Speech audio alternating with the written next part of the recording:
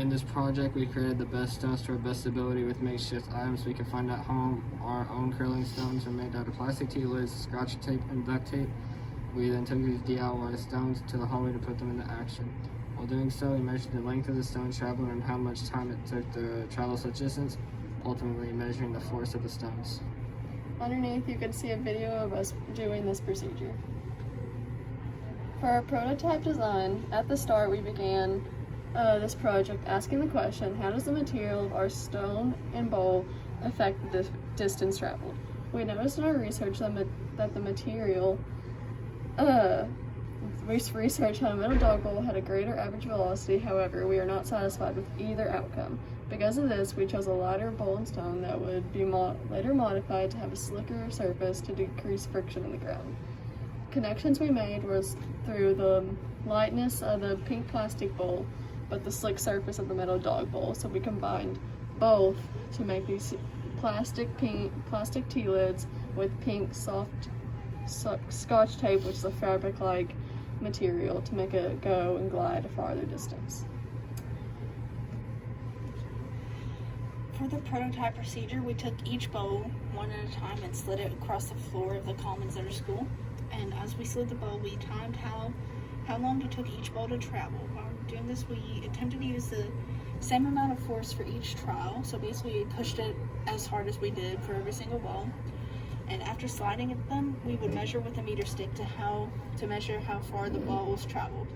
We did this 3 times for each bowl. And below, you can find pictures and calculations of the procedure.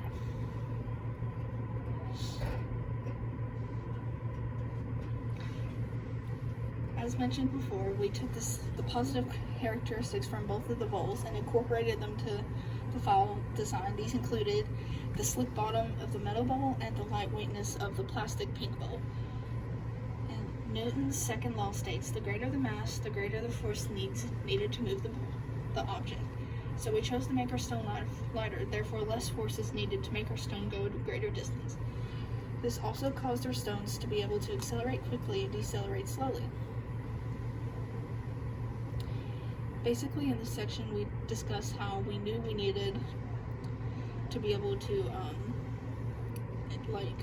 we needed to find a material that would maximize the distance traveled. And at first we considered using tinfoil, but then we later decided not to because we saw our other classmates consider it, and then they decided not to, and we decided that it wasn't the best option for us. So after that, we looked at this cloth like painter's tape, because it was smooth, it wasn't sticky, it shouldn't catch on the floor, and it should make it more of a frictionless glide. And then on this side, we wanted to decrease the amount of friction as possible, and we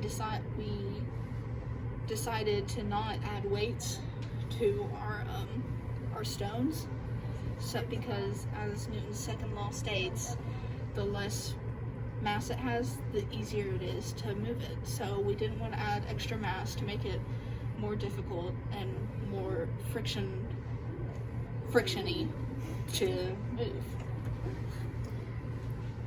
And on this next tab for the final product. Here we have our thinking process along with our strengths and weaknesses, and as we discussed multiple times, we just stuck with the lightweightness of the T-lids and the smooth surface of the plastic scotch tape, and we had the same mass for both stones and the tape, but the only weakness we could think of was our tape was inconsistent, even though we tried to make it as similar as possible.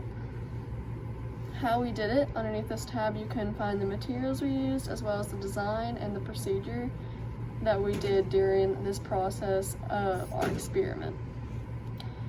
Here you can see as we led up to our final product, we just started with this regular pink T-lid, added the tape, put duct tape to secure it, and that's what we ended up having. Next, you can see our data table and calculations. This is the red stone data, which would be this one right here, and then the green stone as well. And they had very similar forces. They were only off by about 0.02 of a point, which is very good, meaning we were able to keep our forces as similar as possible. For our velocity trial, it was not all the same, which was unfortunate, but we did the best we could. And then trends and patterns we saw after we completed the trials and graph data, we came to find that the green stone had more average velocity than the red, despite them both having the same mass and very, very similar net forces. Keeping this information in mind, one can conclude that the red lid would have possibly done better with a different type of tape on its bottom, or maybe no tape at all. Strengths and weaknesses. Our stone performed better as we chose to use lightweight. This allowed them to travel at a quicker speed. They both had the same mass. This kept the result consistent and air-free as possible. And they both had a smooth bottom. This kept the stone from being slowed down by friction. One weak aspect of our stone, however, was it was near impossible for us to get the tape on the bottom to be exactly the same. This human error could cause inconsistencies in the results. Further improvements. To improve our design, we could come up with more consistent and efficient ways to make the bottom of the T-lid smoother. One way we would achieve this is by tracing the bottom of the T-lids and cutting the tracing out on a glossy smooth plastic to get a smooth and almost identical cut and placement. In our final opinion and conclusion, the variables we included in our final product were overall successful, and we thought out we needed only minimal modifications to further improve it. And this is our project. Yeah.